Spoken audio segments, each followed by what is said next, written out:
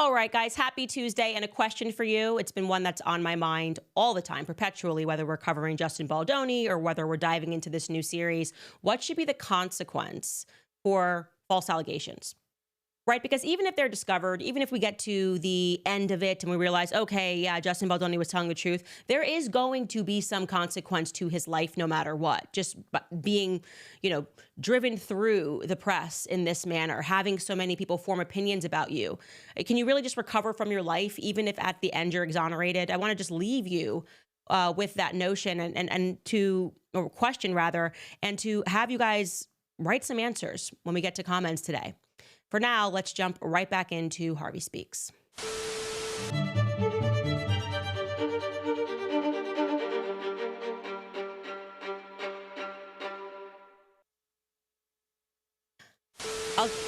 We'll definitely tell you guys what I am enjoying today. What I'm enjoying today is the headlines about this series that I've just started coming out of Hollywood. And Gloria Allred, who in my opinion is just a shakedown artist. Like, it's incredible how many women she has represented who make an allegation and men lose absolutely everything. And then I think her daughters, Lisa Bloom, like, they've really turned this into a career of sorts. It's like a form of ambulance chasing, There's Benjamin Crump, and then the white version of Benjamin Crump is obviously Gloria Allred, and she's trying to be all big and bad in the press, acting like she's not nervous. Anyways, the Hollywood Reporter ran this article. Candace Owens' latest crusade, exonerating Harvey Weinstein. And what I love about this is they have to play sort of a journalist game of Twister, because they've spent the last 6 months calling me anti-Semitic, only to find out that I've been speaking to Harvey Weinstein and I basically believe that he was wrongly convicted. And so they try to connect the dots here, like, oh, this Jewish guy who gave a lot of money to the ADL and Candace has been working. Maybe it's because I just fight for truth no matter what, and I don't really care what anybody looks like. And anyway, so as a part of this article, Gloria Allred, they went to her. I declined to comment because it's not relevant to me, and I just see Gloria Allred for exactly what and who she is. And I'll just read you this excerpt from that article. It reads, in statements to the Hollywood Reporter, attorneys for some of Weinstein's more than 80 accusers downplayed the value of the Owens-Weinstein effort, emphasizing that the producer has repeatedly opted not to testify under oath in his defense. Gloria gives this quotation, I think that what really matters at this point is the evidence that will be admitted in his next criminal trial, said Gloria Allred. My guess is that the only evidence that may be explosive would be his testimony. If Mr. Weinstein decided to testify under oath and subjected himself to cross-examination by the prosecution.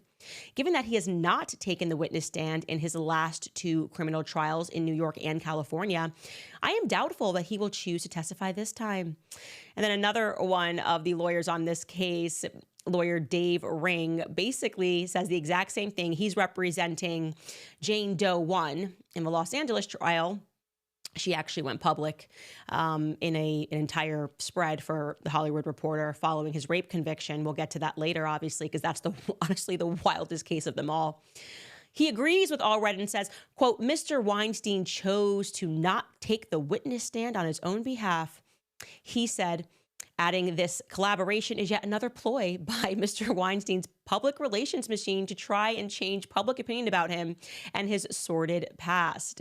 Now, let me tell you what's super interesting about them saying that. First and foremost, like I've showed you with the Justin Baldoni case, it relies on the public just being stupid, right? They always assume that people don't understand how trials work or what's happening in the courtroom. Obviously, the public was not welcomed into the courtroom in this particular trial. And Harvey Weinstein would have to be the dumbest person ever in the history of the world to take the stance. To take the stand, not only to take the stand this time, but last time, when the amount of corruption which was allowed into that courtroom, they basically were going to make him, I'm going to actually let you guys know exactly what happened and why this decision got reversed by the appellate court, because that's how corrupt the courtroom was, okay? It was essentially just a kangaroo court. And so what these lawyers are doing is, it's the same exact strategy when I showed you in the Blake Lively case, when they subpoenaed like 2.5 years of Justin Baldoni's records, knowing, of course, that he would fight that, because why would I give you 2.5 years of every single text message I've ever sent ever for 2.5 years? Like, that scope doesn't even make sense. But they were doing it as a PR move, because then when his legal team said, no, of course you can't have access to that, they then go to the public and go, oh, he must be hiding something. Well, Gloria Allred and co are doing the exact same thing. Oh, he must be hiding something. No, the reality is you're nervous because you want him to take the stand, because you don't feel confident in your case outside of the kangaroo court, which was allowed the first time. They need him to essentially risk perjuring himself so that they can impeach his character, okay? Like I said, they believe that the public is stupid. So what happened in the appellate court, which you should understand, is they overturned his conviction, sending it back down essentially. 4 judges voted yes, and 3 of the judges voted no on overturning it. So they had a majority, it got overturned. But I just want to show you the absurdity of the New York court system. One of the judges who dissented, her name is Judge Madeline Singas. She said she was dissenting because, quote, New York women deserve better than that. So I dissent. Oh, okay. I'm sorry. The collective of New York women deserve better, so you dissent. Is that a reason to dissent from this? Can you actually spell out whether or not there was corruption? And indeed, there actually was, enough in so much that the rest of the judges who were acting impartial and looked at this case realized, what are we allowing to happen in this courtroom? Why was any of this allowed? And from this article, which is shockingly extremely fair, from the Hollywood Reporter, why the New York appeals court judges reversed Harvey Weinstein's conviction. This was written by a journalist named Kevin Dolak, and he said anybody who actually followed the trial wouldn't have been surprised by this reversal, because essentially what happened in this courtroom has never been seen before. And here's a quotation from that. It reads, questioned that day were 2 key moves that Judge James Burke, that was the presiding judge over the Harvey Weinstein trial, made in 2020. His decision to allow 3 women whose accusations against Weinstein were not in the purview of the case to testify as so-called Molyneux witnesses, which are trial witnesses, are allowed to testify about criminal acts that the defendant has not been charged with committing, to establish the Hollywood power broker has a predatory pattern. Burke also said that he would allow the prosecution to confront the defendant on the stand about past behavior that was not related to the cases of the 2 women accusing him of sexual assault. So essentially, they just allowed anybody who wanted to say that something happened between him or her and Harvey Weinstein, and they could not prove those allegations whatsoever. They allowed them to just impeach his character. So you imagine you're on the stand and you're saying, sir, that you're being tried for rape. And the judge just allows this rule where anybody who wants to say anything about you can come and take the stand. So you can get like Johnny from 3rd grade, and Johnny's like, yeah, no, he stole my pencils. He stole my Pikachu pencils. Yeah. And so he's a bad person. They literally allowed people to testify that he got into a fight with Bob Weinstein. Like, what does that have to do with anything that's happening in this courtroom? And beyond that, they allowed women to just come in and to testify and to say, he did this to me, he did that to me. And they did not have to prove any of their allegations. They didn't have to present any proof of those allegations. These were just, we are trying to impeach his character, and we want the jury to hear allegation after allegation after allegation. And then the judge basically says that not only are you going to be forced to sit through all of this, all of these unproven allegations, but if Harvey Weinstein takes the stand, I'm going to allow the prosecution to question him about these unproven allegations. It was insane. Okay, what this judge allowed in the courtroom was insane. And so in reversing this decision, and I'm going to read you directly what the judges said. They said, we conclude that the trial court erroneously admitted testimony of uncharged alleged prior sexual acts against persons other than the complainants of the underlying crimes because that testimony served no material non-propensity purpose, she wrote. The court compounded that error when it ruled that defendant, who had no criminal history, could be cross-examined about those allegations, as well as numerous allegations of misconduct that portrayed defendant in a highly prejudicial light. I should mention that overseeing judge, Judge Burke, he was denied reappointment since this case. He was so corrupt that the mayor's office denied to reappoint him to the bench. due to this perceived corruption that was stemming from this trial. He was asked to recuse himself because he was just allowing whatever to happen in this courtroom, which makes me wonder, was he accepting payments? Who was he working for? Why would he do this? Why not just allow a fair trial to take place? Why not allow cameras in there so people could see what was actually happening? Anyways, I wanted you to have that background as we get back into Mimi Haley and we take a look at everything that's happened. So when this gets overturned, Gloria Allred does what she does best. She always brings people in front of the camera because she knows that you are not going to be able to follow her into the courtroom. So her job is to convince you via emotion. This is how I read Gloria Allred's work. Have women cry, like we showed you yesterday, say this happened to me, tell you a traumatic story, get you to react. And then she's probably like, when we get in the courtroom, you're not going to follow and you're not going to listen to how this story falls apart. And this story, yeah, a lot of things she didn't mention in that press conference. Like, yeah, after your alleged sexual harassment and your alleged sexual assault, how did you correspond with Harvey Weinstein? So she already has come out with Mimi. As soon as this decision was overturned, she had Mimi sit down on her show, on her podcast, whatever it is, to read a statement about how overturning his conviction is so hurtful to her and how she's considering, she's not certain yet, she's considering testifying again, even though she's now learned that they're not going to allow Molyneux witnesses. They're not going to allow all these people to just come in and say whatever. So now you're going to have to convince the jury based on the facts that are in front of them. Here is part of her statement. I feel overturning Harvey Weinstein's conviction was a terrible decision that sends an extremely disheartening message to victims of sexual assault everywhere. We made progress of historic proportion when justice was served, and myself and the other women who testified were truly seen and heard by the judge and jury in this very public case. The verdict undeniably had a ripple effect across the globe, which gave hope and courage to women and men everywhere and set a precedent for similar cases. Yesterday's devastating reversal of this conviction will no doubt also have its ripple effect. As we are witnessing with many events in the world at this time, it's a crucial moment in history to keep going and keep standing up for truth. Okay, so you get it. She's supposed to just read this statement publicly, convince the public that something wrong happened here. So you know what? Let's just actually look at the facts here. I don't really care about female emotion. I don't care about male emotion. I only care about the facts. And so I decided to build out a timeline, as I always do, so that you guys can follow along regarding her allegations, because this really is something. And now we have emails that we did not show you yesterday in our possession. And I think you're going to be shocked. You're going to be absolutely shocked. So let's actually start in the timeline, and we can show you this whole timeline here. We're going to take a look, and so that you guys can freeze this if you're watching this at home. We start from 2006, from when she meets Harvey Weinstein. Her memory's weird. We can throw the testimony up somewhere so that you guys can actually read through it.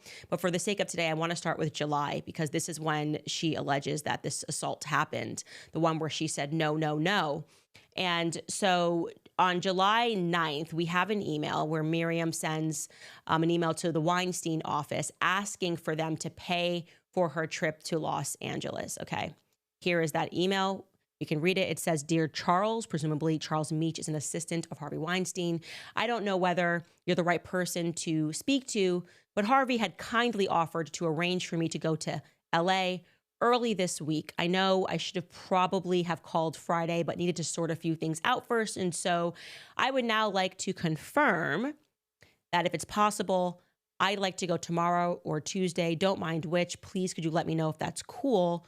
My numbers are blank, cell, and home." Okay.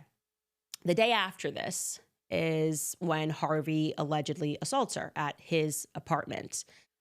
This is the most important assault in everything, because she says this is the one that is forcible. She did not want this. And her memory is spotty about what happened during that time. But we know what happened the day after this, okay? The day after this alleged assault, both her and Harvey somehow are in Los Angeles, right? So Harvey is attending the Clerks premiere. It's a movie that he is doing. And we're able to confirm that, by the way, not because Harvey testified, but because I just went on to the Getty database and wanted to know if he made it to the premiere. And so this is just a screenshot of their database, and you can see that they have images if you want to purchase them.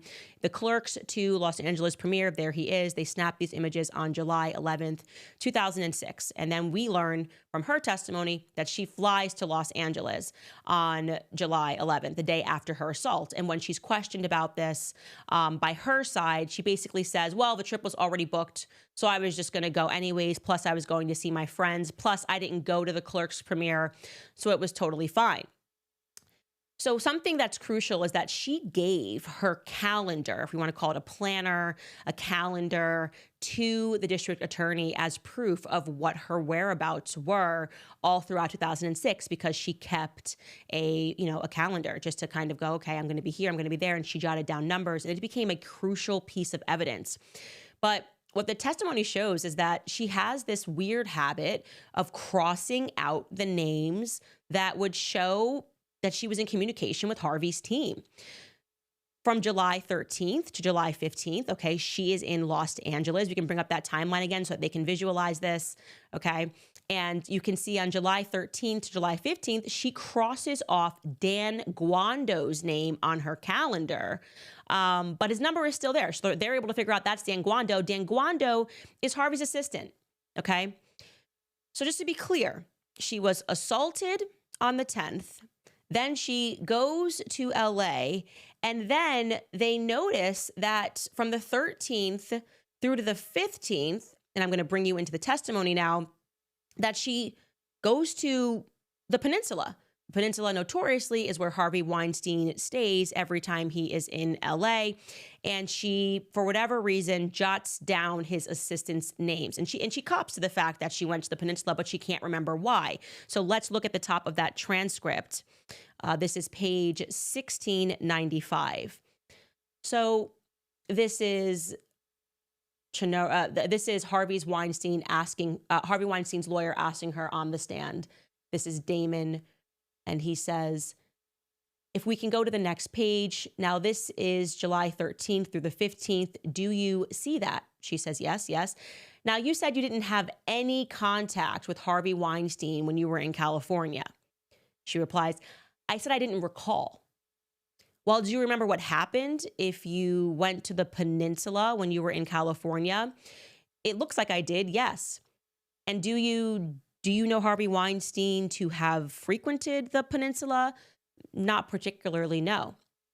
Do you know what was crossed off before the Peninsula? No. If you look up there, it has the name Dan. Right, so he's showing her, just to be clear, her own calendar. Right. And it has a phone number, doesn't it? Yes. And that's Dan Guando's phone number, isn't it? I don't know. I believe if you say so. We can go to the next page here. And Dan Guando is Harvey Weinstein's assistant, isn't it? Yes. So when you are in California on the 13th, the 14th, and the 15th, you are in contact with Harvey's assistant? Okay. She replies and just says, okay. He says, well, I'm asking you. Potentially, I don't remember the conversations. If it is in your calendar, you had to have written that. She replies, it doesn't say that there was a phone call. It has a number.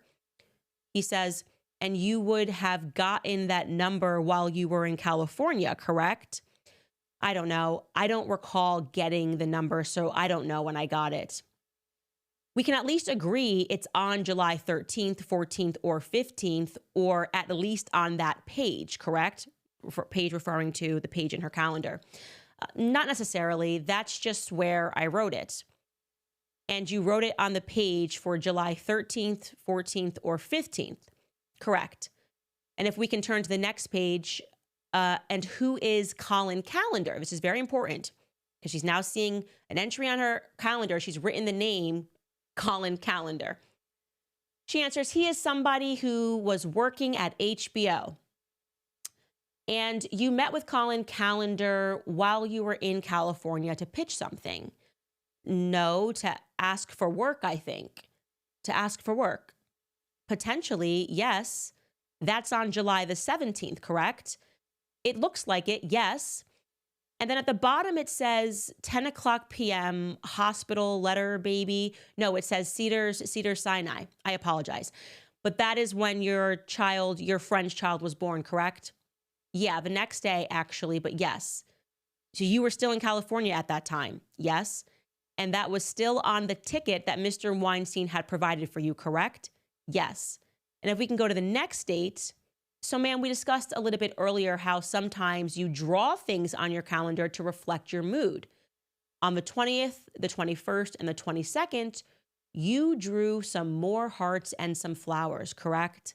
Yes. And you went to the spa? Yes. And what's Julie and Forge? Julie Birds. Julie Birds? That's probably a dinner with Julia Birds.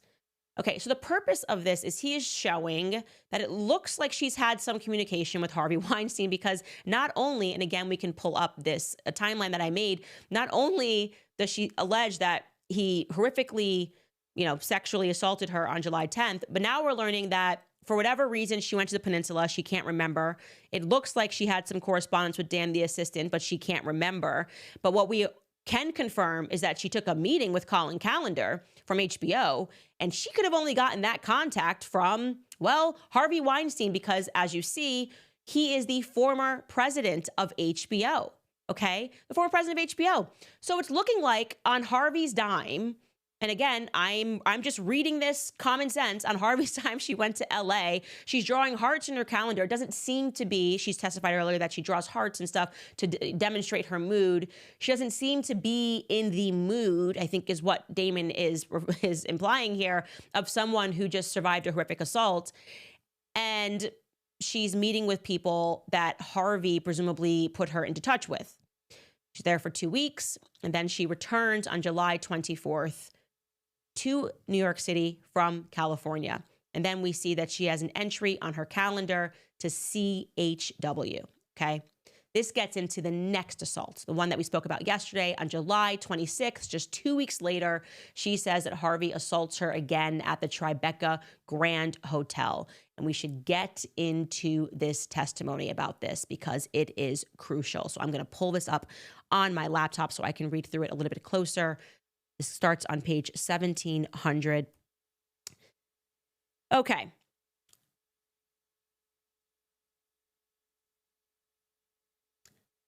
It starts with, if we can go right, let's look at line number 16 here. And he says, question. Okay.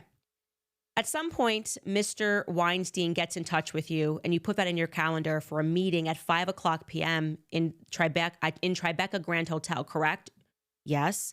And then you schedule a dinner after that with your friend, Christine. Is that Christine Pressman? Correct. Christine Pressman was a friend of yours that lived in New York. Correct. A friend of yours that you keep in touch with throughout the summer of 2006. Correct. And the state asked you some questions about what was going through your mind when you got that invitation to go to Harvey Weinstein's hotel. Do you remember those questions? Generally, yes. Okay, we are going to get into the specifics of that, but on the 26th of July, you had sex with Harvey Weinstein, correct? There was sex with Harvey Weinstein, yes. And if we can go to the next day real quick, yes. And if we look at the calendar again, and I'm just going on what you told me, you said you draw hearts to sort of reflect your mood. Is that reflective of your mood on July the 27th, the 28th, and the 29th? It may have been. Okay, so she's had sex with him. She's admitted that this particular time, by the way, she's not saying that she said no or that she refused. And now he's demonstrating that she drew hearts on her calendar in the days following this second sexual encounter. She says, it may have been. Now we can go back to the 26th, please. Now you said you went to the Tribeca Grand and Harvey called you, right? Yes. Correct? I don't remember the phone call. Do you remember testifying in front of the grand jury? Do you remember him at least initiating this? I am sorry. Do you remember him initiating a call or initiating a request for you to come to the Tribeca Grand? Certainly, it wasn't me, yes. And at that point, you had some options, right, as to whether to go or not? Yes, I did. You told the jury that after Harvey Weinstein assaulted you on July the 10th, you had thought about some of those options, correct? To do with the assault, yes. And the options that you discussed and thought about, one of them was to call the police, correct? Correct. Okay, one of them was to out him publicly for what you say he did, correct? The thought crossed my mind, yes. And it is your testimony that the reason that you didn't call the police was because you worked on Project Runway for a week and you were worried that you would have a problem with your visa. It was a little bit more than a week. 3 weeks? Yes. So whatever it was, yes. In fact, I was told that you could even get barred from entering the country even on suspicion that you wanted to stay or work in the United States. When did you hear that? I have been told that. That's just what I have been told. Were you told that before July of 2006? Yes. Okay, yet you came anyway. I was very aware. Okay, so essentially he's just showing that she had an option here to just not go to Harvey's apartment. She alleges that she had all of these different, she wasn't compelled essentially to go to the apartment on July 26th, but she says that, remember, I told you yesterday that she was kind of going there because she wanted to face the magic, so to speak. And then she was totally shocked because she put herself in a predicament to have sex with him. And then where it gets really crucial here is that he specifically says, and this is at the top of page 1704, he didn't force you to have sex at the Tribeca Grand, did he? And she said, I didn't physically resist, but I felt that, yeah. Did you remember testifying before the grand jury that it wasn't forced? Correct, because I didn't resist. Okay, so you get a call to meet Harvey Weinstein from somebody and you arrive at the hotel. And it's your testimony that there was an assistant or somebody who was there. So he's setting this all up and you're recognizing that, okay, this woman went by her own accord. She says that all of this happened and she's not really sure why she went back, but she was completely devastated. So July 26th, she is saying even though she didn't resist, she also recognizes that it's still kind of a form of assault because it's not what she wanted to happen, which is why what becomes super crucial is what she did after the 26th, okay? He points out that on July 27th, she has another entry, okay, another entry on her calendar, which she has once again removed from her calendar, and she's stricken it from the records to call Dan Guando about tickets, okay? Dan Guando, again, being Harvey Weinstein's assistant. So she has this unwanted encounter on July 26th, and yet on July 27th, according to her own calendar, she calls Dan Guando about tickets. Now, if you're wondering what tickets are we referring to, we are referring to tickets to London. Once again, Harvey Weinstein is going to fund Miriam Halei, to go on another trip, this time to London. So if we get back into the page of 1710, he says on line 10, let's go to the next calendar. Can we blow it up, please? Did you go to dinner with Miss Pressman afterwards? Meaning after your next little sexual non-wanted adventure? She doesn't recall. Her answer is, I don't recall, okay? It's amazing when she gets amnesia and when she has clarity of mind, in my view. Question. This is the very next insert on your calendar, Miss Halei. Am I correct? Yes. We already talked about the hearts being up there. The next day, it says, call Dan about tics. Did I read that correctly? Yes. You know that's Dan Guando. Yes. And the tics you were talking about were tickets that Harvey Weinstein agreed to give you to fly to London on August 2nd, correct? Perhaps. I don't remember the exact conversations or yes, probably. So you do agree that on August 2nd, you flew to London, correct? I would have to be refreshed. If we can shoot it over JFK to London, correct? Yes. And you know that Harvey Weinstein paid for that ticket, don't you? I know that now. Yes. Well, you knew it then too, didn't you? I knew it then, but I didn't remember particularly until I was shown. So did you talk to Mr. Weinstein at the Tribeca Grand about him flying you to London? I don't remember. Days later, I don't remember that conversation. You didn't talk to him in LA, according to you, correct? I don't recall talking to him in LA. And then when you get back, you talk to him at the Tribeca. I talked to him at the Tribeca Hotel. You told this jury you remember the names that he called you, correct? Yes. And then on the next day, if we can go back to July 31st, it says, call Dan for ticks, right? Okay, yes. The ticks we are referring to are the tickets that Mr. Weinstein bought you to go to London. Can we agree with that? Yes. So this is very important, obviously, because this continually happens. So she has an assault that took place on July 10th. And the next thing we know, she's on a plane and she's going to Los Angeles and she's seeing her friend there and she's meeting with executives that Harvey presumably put her in touch with. I don't think that she herself would have had contact with a president, someone who holds a presidential title over at HBO. Then we have this second assault. Again, these are the two that has put Harvey in prison for 20 years. And this time she's off and she is in London just a couple of days after this. So what's happening here, guys? Is this really someone who is being victimized by Harvey Weinstein, or are they in some sort of a relationship? I don't know. I'm leaving this to you. Again, let's jump right back into the timeline. Okay. She tries to scratch that August 31st memory. You can pull up a timeline, Skylar. She tries to scratch that August 31st memory from the record. She sends the email on the next entry. The next thing that happens is on September 8th, she sends an email. Okay. So this is a couple of weeks after her next unwanted encounter that she didn't say no to, but it was unwanted. And on September 8th, she sends an email to Dan saying that she's back in London and that she's bummed that she missed Harvey while he was in London. So I'm going to read that email. Hi, Dan, how are you? So I'm back in London and totally bummed to have missed you guys. I tried to change my flight till Friday, but I couldn't. So if you're coming back anytime soon, please let me know. Also, it would be great to know when Catwalk might start shooting if I have a spot. All the best, Miriam. So again, that is Harvey's assistant, and she is asking again for another job. Catwalk is the British version of Project Runway, and she is saying this after having survived 2 unwanted encounters, 1 egregious assault from Harvey Weinstein. Then she emails him again on October 23rd. The context of this email doesn't make sense to me. It just, and this just says, was it something I said? We can pull that up. The subject line says, what happened? And then it says, was it something I said? Again, the reason why all of these emails are going through his assistant is because that's the only way Harvey Weinstein emails. Everyone has to email through his assistant. And then his assistant sends him just one email with everybody's emails, and Harvey tells the assistant how to reply to it.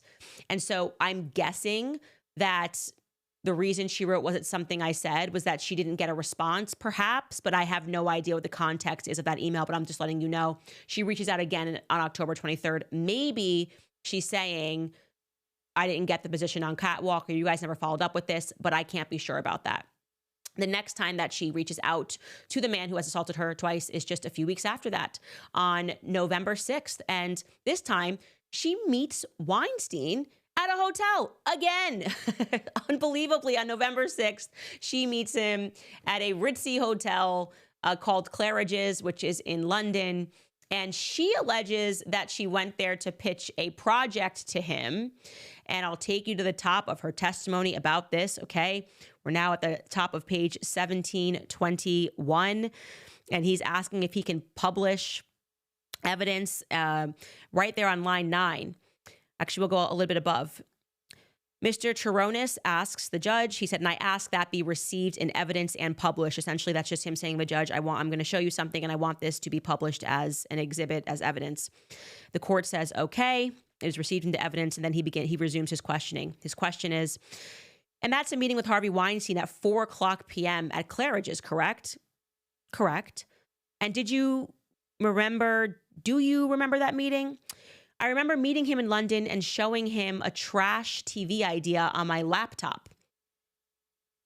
Would you take my word for it that you didn't send him the trash TV package until February of 2007?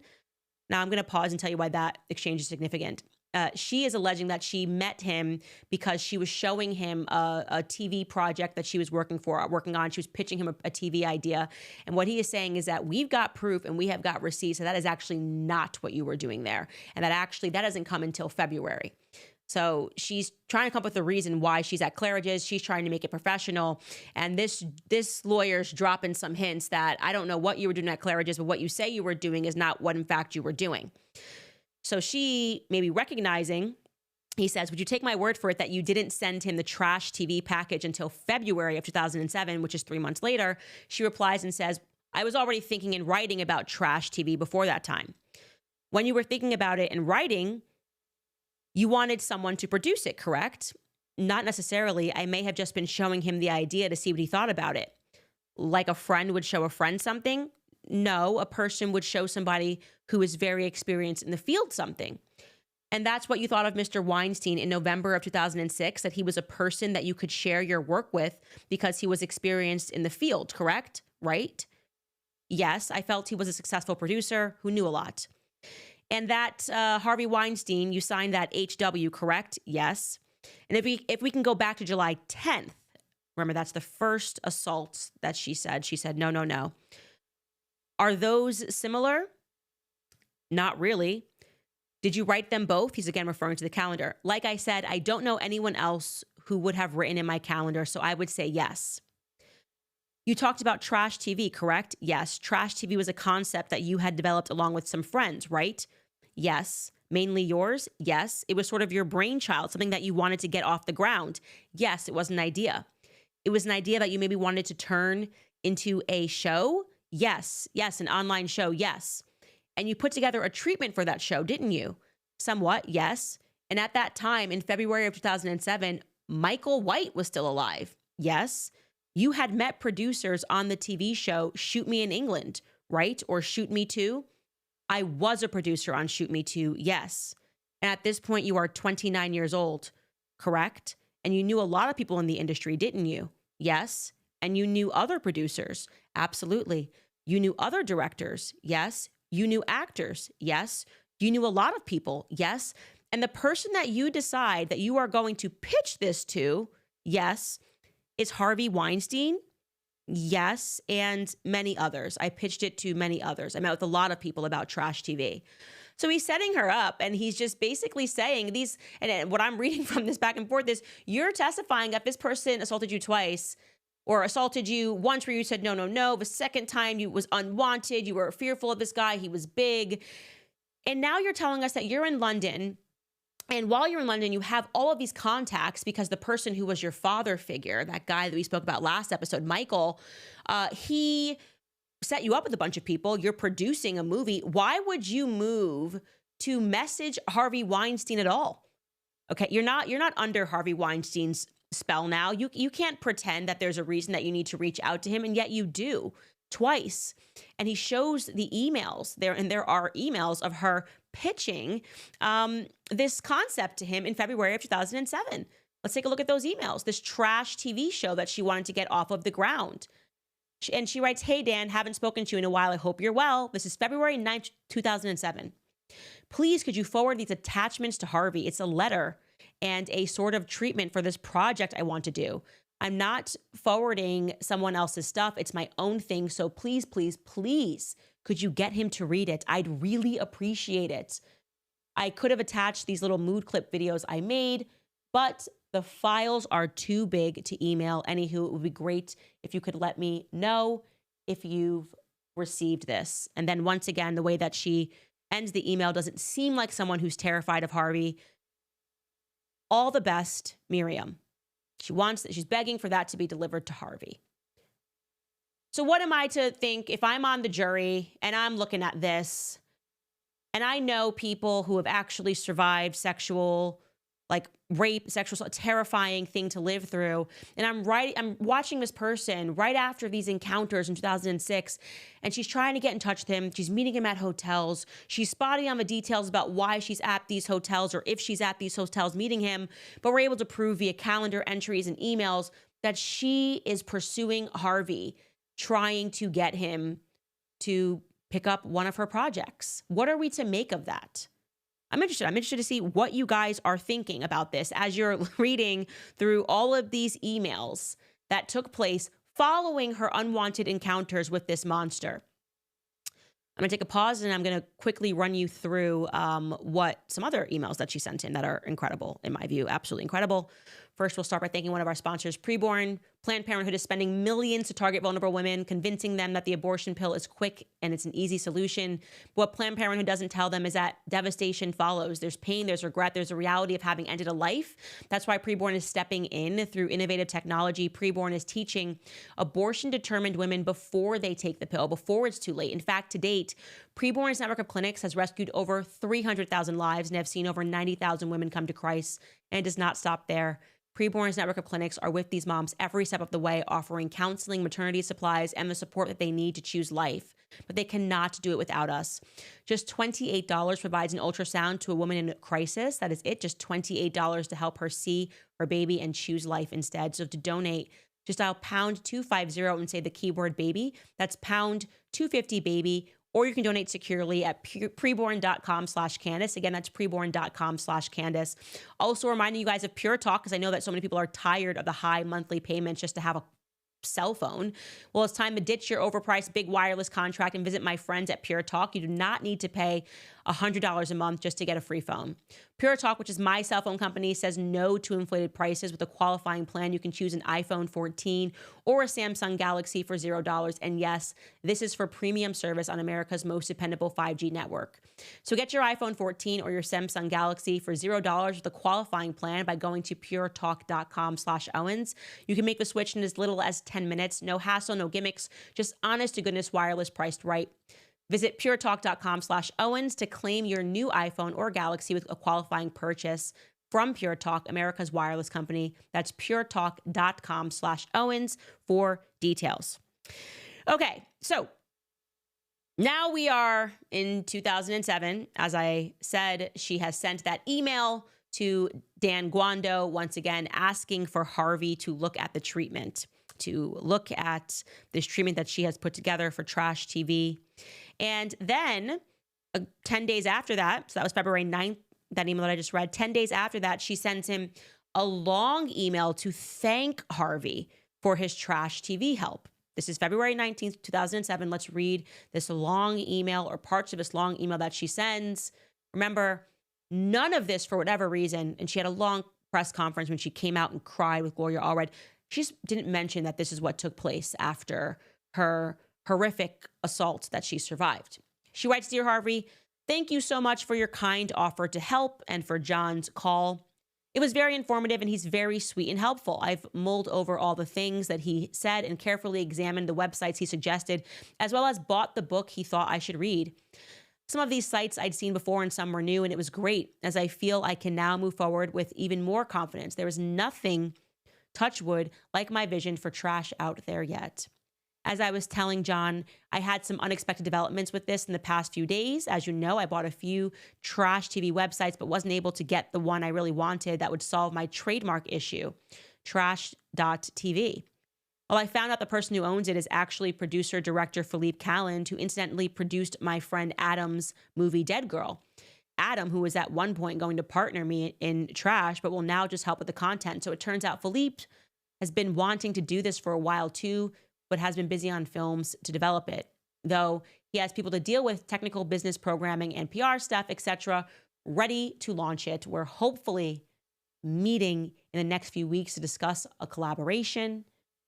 So fingers crossed. In the meantime, I shall keep researching and working on it, and your support is very much appreciated. Lots of love, Miriam. Lots of love. Lots of love, guys.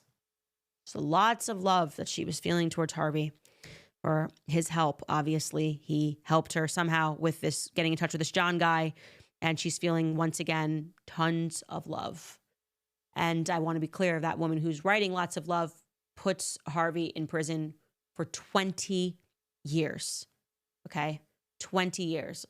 Alleging that she had obviously no control, even though we know that when she met him, she was 20, or not when she met him, but when they start beginning a relationship, rather, she was 29 years old at that Cannes Film Festival, where she first approached him about getting a job, and he offered her in ways that she doesn't remember, but Project Runway, a production assistant role. She was 29 years old, turning 30, okay? And for whatever reason, in 2007, it was lots of love. But then we fast forward 10 years beyond that next to Gloria Allred, and it's lots of tears. It's lots of tears, Mimi, okay? Then I'm going to show you what happened in 2008, which we showed you yesterday to remind you back to the timeline. So she actually, a couple of more entries in 2007. I forgot about this. She then reaches out to him in 2007 for tickets. She reaches out to his office for tickets to Cannes. And Harvey's office scrambles to try to get her tickets last second. They are able to get her tickets, but by the time they tell her that they're able to get her tickets, it's too late. So I can show you this email on May 25th, 2007, from somebody on Harvey's team named Leslie Headland. And she says, as an FYI, she doesn't think that she can use them because it was such short notice, but we did get them to her. If we jump back into the transcript, page 1733, obviously Damon questioned her about this. Like, why would you want to get tickets from this guy once again to Cannes? And he asks her, then in 2007, you were given some tickets by Mr. Weinstein at the Cannes Film Festival for the movie Sicko. You remember that? I remember getting some tickets at the Cannes Film Festival. I do not remember to what movie. It was from Harvey, right? Yes. You actually reached out to Mr. Weinstein and his company to ask if you can get tickets for the movie, didn't you? Possibly. I don't remember doing that, but it is very possible. And that is because you knew Harvey Weinstein could get tickets at the Cannes Film Festival, right? He probably had some movies at the Cannes Film Festival, yes. You decided to reach out to him to ask for those tickets.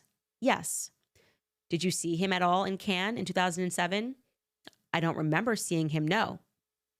Do you remember leaving a message for him and his company telling him that you were in town? I remember leaving a message that I didn't make it to the movie. I do not remember the conversation before that. Do you remember Harvey asking if you were in London? I don't recall.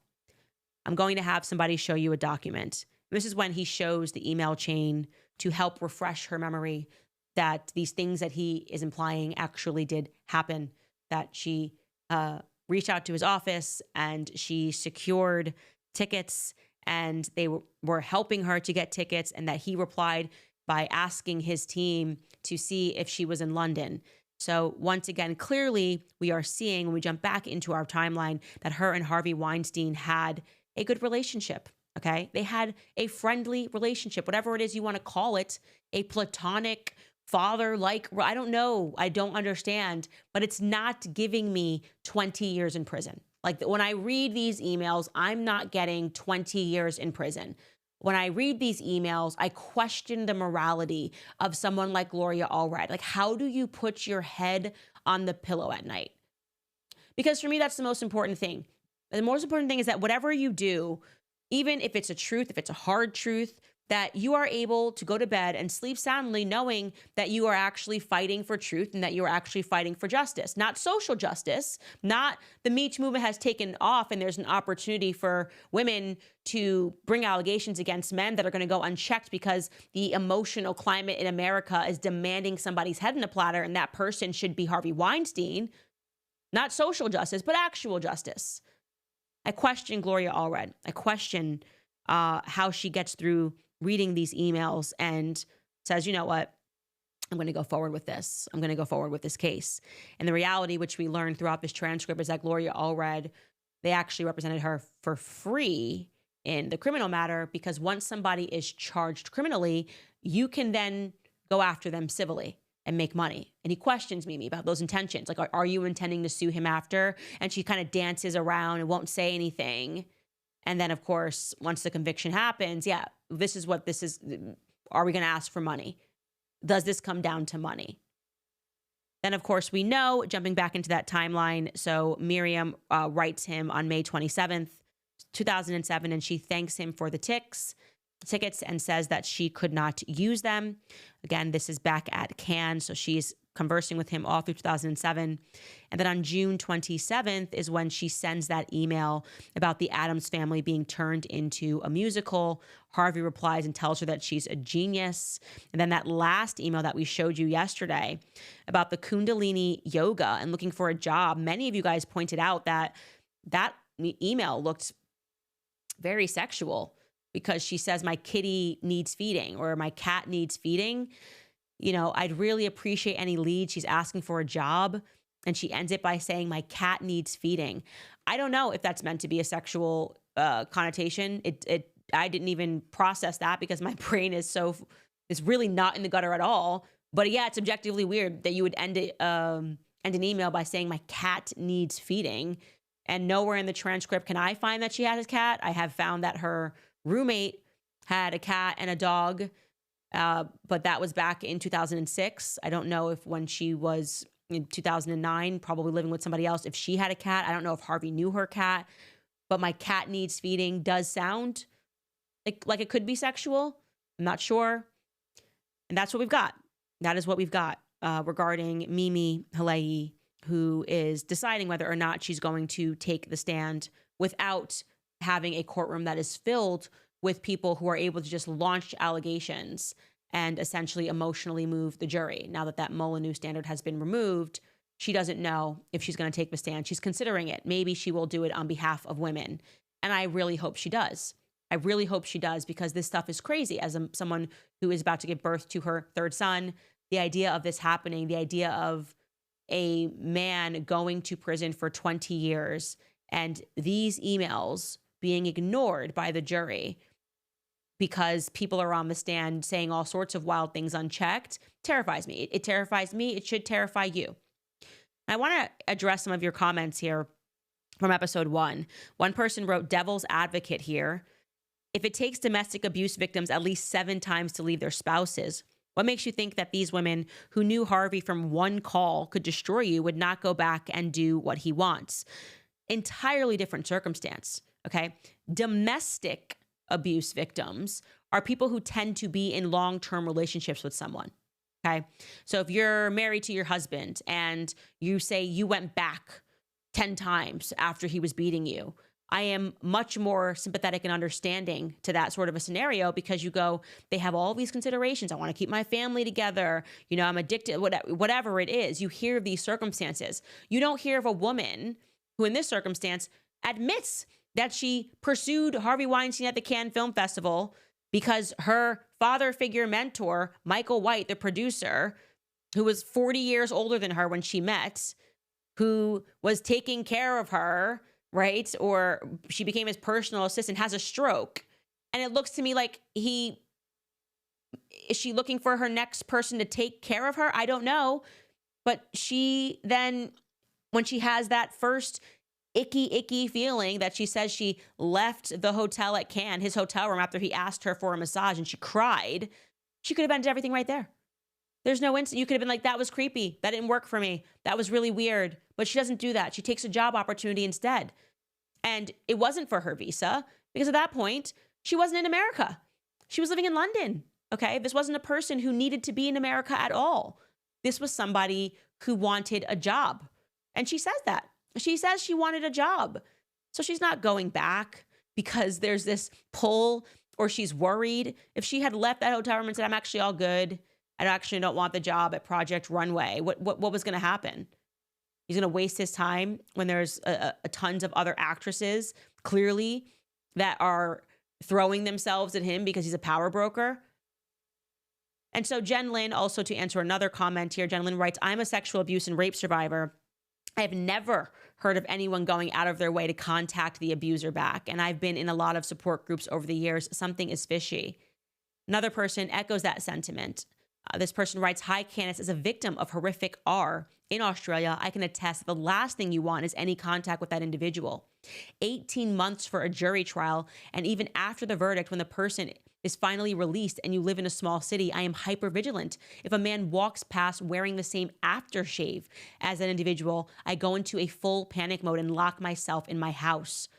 Women that make this stuff up truly sicken me. As a real survivor, it destroys a part of your soul, safety, and peace that you never get back.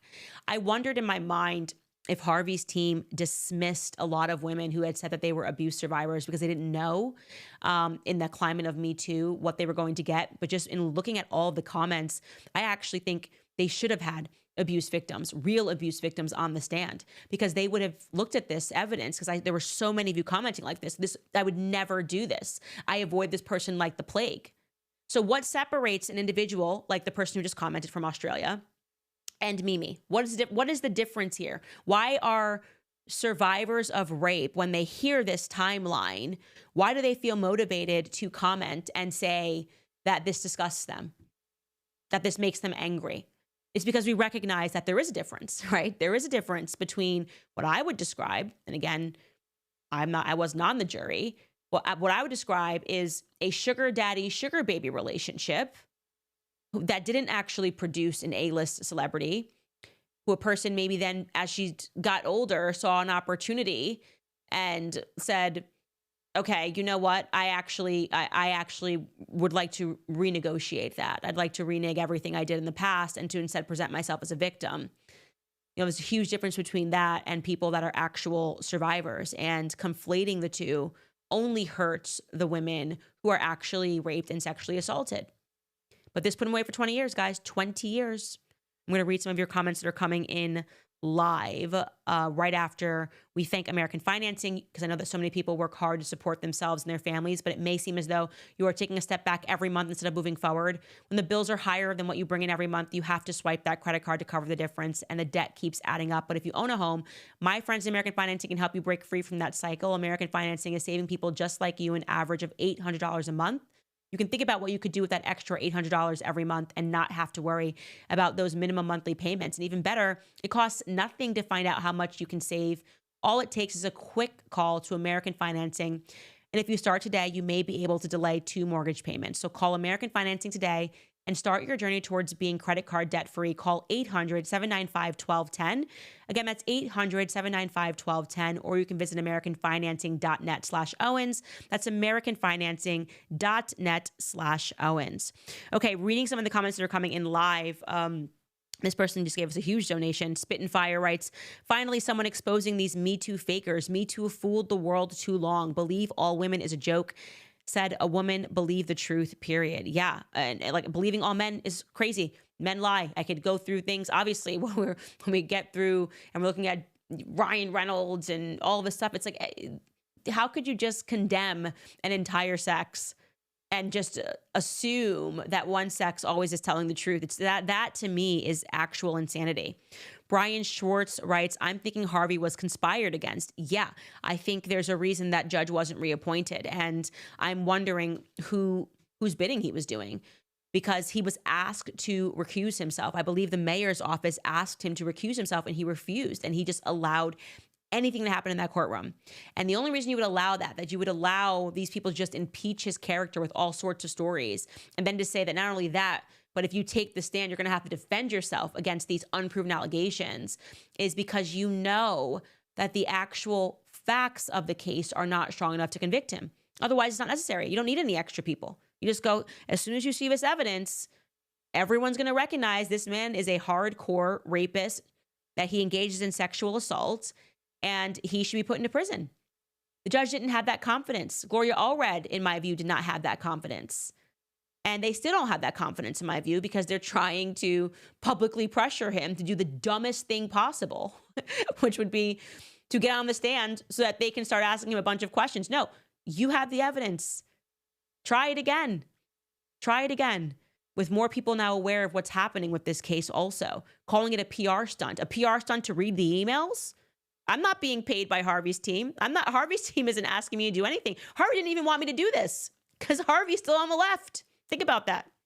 I had to essentially try out to even be able to present this, to be able to speak about the things that I had learned, because Harvey just, is not a right-leaning individual and still, for whatever reason, has faith in the very media that took him down, the very media that refused to show this evidence, to show these emails. How is that PR? How is it PR to read the emails, to pull the Brian Friedman and to say, hey, everybody, here's a website. You can now, and this is, by the way, what his team should do. get in touch with Brian Friedman, put up lawsuitinfo.com, create a timeline like I have created, drop all of the evidence, and allow the world to see the truth, not to read perfectly curated statements from lawyers who are willing to lie on behalf of their clients because there is a paycheck at the end of those lies. Doesn't that just make sense? Key writes, I joined your website and also pre-ordered your book. You have opened my eyes on so many things. Shot in the Dark is amazing and has helped me navigate with being a first-time mama. Much love, Candace. Keep being a badass. Yeah, our episode that we released for free on the MMR vaccine was going so viral on Instagram yesterday regarding my Shot in the Dark series on our website that Instagram moved to essentially put a warning on it so nobody could share it, which is crazy because we didn't share the episode on Instagram. It was just a link. So they blocked the link from being shared by saying fact checkers have reviewed this and have decided that this can't be shared because it correlates autism to MMR. That is absolutely not what happens in that episode. Okay, I just showed you guys actual articles. I showed you actual proof that Japan said no to this vaccine, MMR, back in 1993, the combination vaccine that is. And giving parents information for whatever reason makes Big Pharma very angry. And so I'm very proud of that series, and I'm very happy that so many parents were able to access it yesterday. And you can go to CandaceOwens.com. I believe it's like it's required viewing to watch that series if you become a parent, because you just have to know the tricks that the doctors play and the gaslighting that takes place. Mark Adams writes, I've not been so excited to be waiting on each new episode since Lost. Candace is doing amazing things and I'm loving it. From a hashtag London boy. Thank you so much. Yeah, this has been important to me. Like I said, I was number one when it came to saying that something was rotten about the Me Too movement. And I hope that in showing you these things, everybody can appreciate like this is when the genie got out of the bottle, right? He was ground zero of the Me Too movement. And it's important that we go back and take a look at Harvey Weinstein, examine him. Like I said, no doubt he abused his power. I said that to him on the phone. There's no question in my mind that you abuse your power. And I would hate to have been your wife. And I would never say Harvey Weinstein is a moral man, because he wouldn't be in this predicament if he had just been faithful to his wife. Consider that crazy, as being faithful to your wife. But also, I believe that he was wrongly convicted. And it doesn't matter if you agree with somebody in the way that they live their life or if you agree with their morality. We must have a true due process that examines facts and logic and evidence outside of emotion and irrationality and tears. Anybody can cry on a stand. I could cry on a stand today. I'm pregnant enough. I can cry about anything. This doesn't give me the right to put somebody in prison for 20 years. Doesn't mean just believe her. Just believe her. She's crying. Why else would she be crying? I don't know. Maybe she's crying because she's being exposed as not being completely honest. There's tons of reasons people cry. I don't know. Anyways, you guys, I want to remind you, this is going to be a lot of Candace content today because tonight, Trump is going to address Congress. He's going to address joint Congress session. And so we will be here live on YouTube to watch that. You can just watch with me if you're planning on watching that joint address. A lot going on.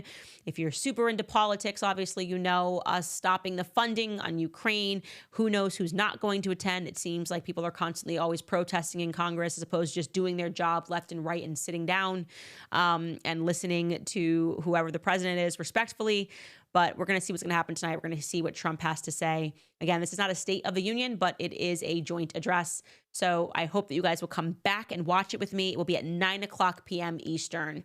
I will be doing my best to stay awake. Like, I might fall asleep live because I cannot stay up late, but I'm going to do it for you guys. So we will see you guys later tonight. The link is already on our YouTube live.